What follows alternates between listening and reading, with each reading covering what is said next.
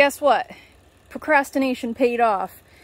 I never did put away my comforters and my chicken heat lamp and my heater away for the season, and it turns out I needed it again.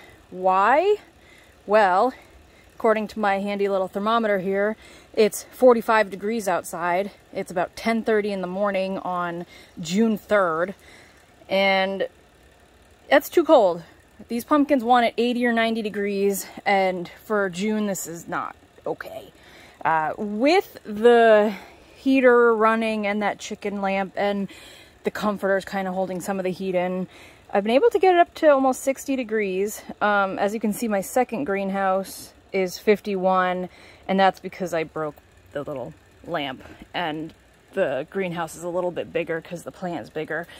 But yeah, it's cold out, and I have my pellet stove running inside, and it's gonna be in the 40s and 50s for the next 5 days, and cloudy and rainy. So with no sun, I can't get this greenhouse to heat up at all. So my electric bill is going to be pretty high for this week.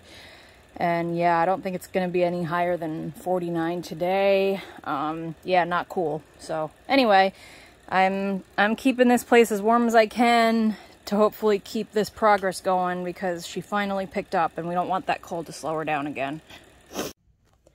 So that's me. Cold and rainy. Down here is my competition. Gets as high as 68, partly sunny. That makes it a lot harder for me to be competitive when my competition is having great weather and I'm not.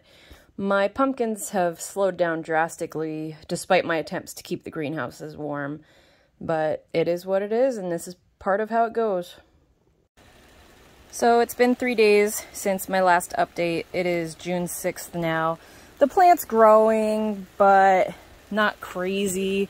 I mean, I was hoping by now that this tip would reach the comforters, but it hasn't. But it's still growing, and that's fine.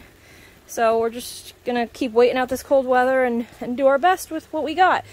I'm not really doing anything because the patch outside is soaking wet, and in here it's kind of cold, and I don't really want to move the vines around too much and risk snapping them. So spending a lot of time inside catching up on inside stuff.